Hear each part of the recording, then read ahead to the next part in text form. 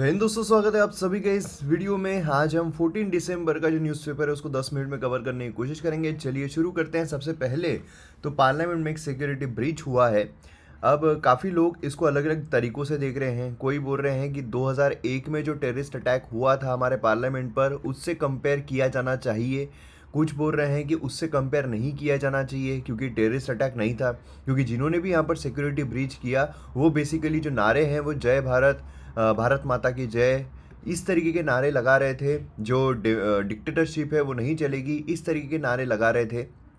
और कुछ लोगों का ये कहना है कि बेसिकली ये जो है ये खालिस्तानी जो लीडर है उसके द्वारा जो अटैक है वो ये किया गया है, तो ये अटैक में ही गिना जाना चाहिए।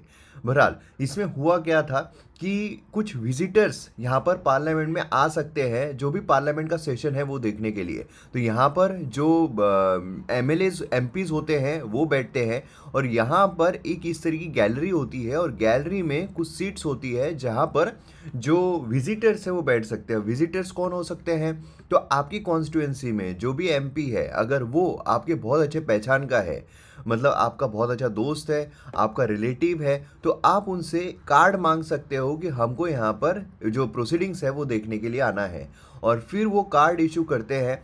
फिर उसके बाद आप प्रोसीडिंग देखने आ सकते हो। आपके नाम पर इशू किया गया है तो आपको ही आना पड़ेगा। आपको यहाँ पर आपका जो आधार कार्ड है वो दिखाना पड़ेगा, एंड देन आपको यहाँ पर एंट्री मिल जाती है। और ये जो एंट्री है ये पूरी स्पीकर जो है उनके हाथ में होती है। वो चाहे तो आपको कार्ड मिलने के बाद भी निकाल सकते हैं, और जो भी यहाँ पर परिणाम होगा, जो विजिटर यहाँ पर आया होगा, उसका जिम्मा जो है वो यहाँ पर एमपी के ऊपर होता है कि भाई एमपी जो है वो रिस्पॉन्सिबल है।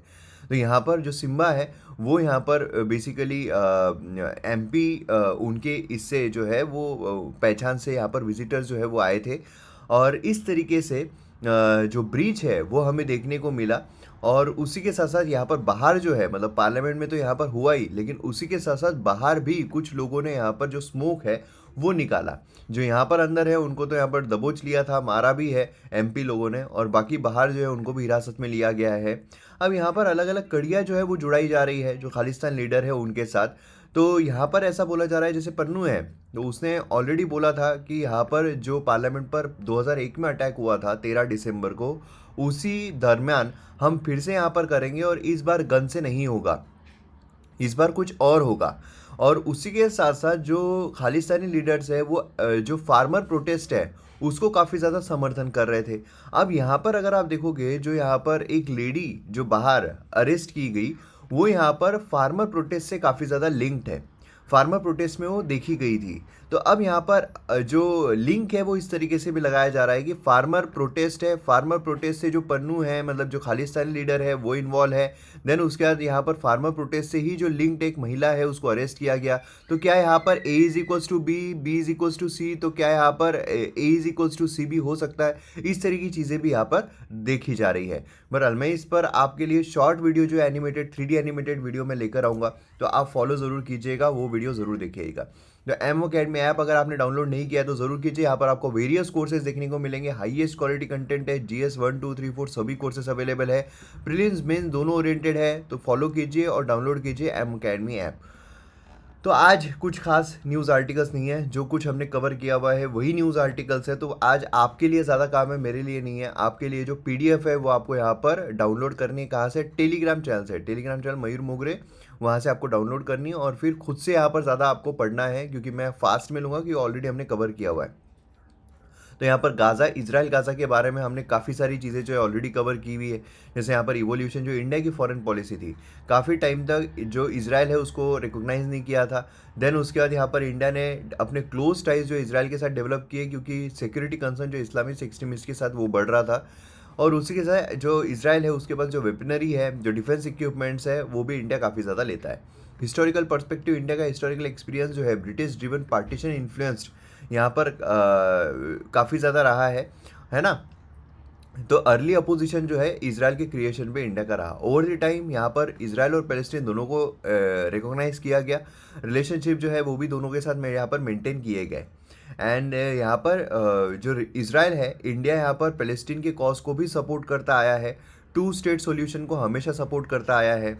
इंडिया इजराइल रिलेशन के जो रिलेशंस है काफ़ी अच्छे डेवलप हुए हैं। Over the time defence cooperation में बोलिए, इंटेलिजेंस शेयरिंग में बोलिए, पॉलिटिकल रिलेशन में बोलिए, काफ़ी डेवलप हुए हैं। और जो नरेंद्र मोदी है उनके कार्यकाल में इंडिया की फॉरेन पॉलिसी जो उसने काफ़ी शिफ्ट दिखाया है, जो यहाँ पर अलाइनमेंट है यूनाइटेड स्टेट्स, है ना, रिलेशनशिप जो है यहाँ पर ग्लोबली काफ़ी चेंज होती हुई हमें देखने को मिली है। तो ये सारी चीज़ें इसमें बताई गई है, तो हिंदी माध्यम के छात्र हैं वो यहाँ पर पढ़ सकते हैं। देन आर्टिकल 370, अगेन आर्टिकल 370 मैंने शॉर्ट वीडियो भी बनाया हुआ है, मतलब जो 3D एनिमेटेड वीडियो है वो भी बनाया हुआ है। प्लस उसी के साथ से यहाँ पर ये सारी चीज़ें भी हमने ऑलरेडी हमारे आर्टिकल्स में कवर की हुई थी, है ना। तो ये आप खुद से पढ़ लीजिए, क्योंकि आज न्यूज़ आर्टिकल्स ही नहीं है कि जो कवर किए जा सके। तो यहाँ पर basically monist reading of constitution की बात हो रही है। यहाँ पर जो सुप्रीम कोर्ट का जजमेंट है आर्टिकल 370 पर, मोनिस्ट इंटरप्रिटेशन यहाँ पर देता है कॉन्स्टिट्यूशन का। Union constitution as a sole barrier of inter external sovereignty, है ना, इंडिया जो है वही है। And sovereignty model of article 370, court emphasis कर रहा है पर्टिकुलर कॉन्सेप्ट ऑफ सोवर्निटी, जो डिनाई करता है recognition to shared sovereignty model, कि भाई यहाँ पर अगर सोवर्निटी हम बोल रहे हैं पूरे ओवरऑल इंडिया की है ना, इंडिया जो है वो सोवन है, तो यहाँ पर जो जम्मू एंड कश्मीर है वो अलग से सोवन कैसे हो सकता है? तो शेयर्ड यहाँ पर सोवर्निटी नहीं है ना, तो यहाँ पर एक ही है। जब एक ही है तो फिर अलग अलग स्पेशल स्टेटस क्यों होना चाहिए? देन यहाँ पर जो कॉन्टिजेंसी है प्रेसिडेंशियल पावर, कोर्ट यहाँ पर एक्सटेंड करता है इन क्लॉज 3 ऑफ आर्टिकल 370, जहाँ प्रेसिडेंशियल पावर दी गई है कि भाई आर्टिकल 370 को अब्रोगेट कर सकते हैं, है ना। तो यहाँ पर क्या है कि कॉन्स्टिट्यूएंट असेंबली जो है उनका यहाँ पर होना चाहिए, लेकिन यहाँ पर कॉन्स्टिट्यूएंट असेंबली जो है वो है ही नहीं।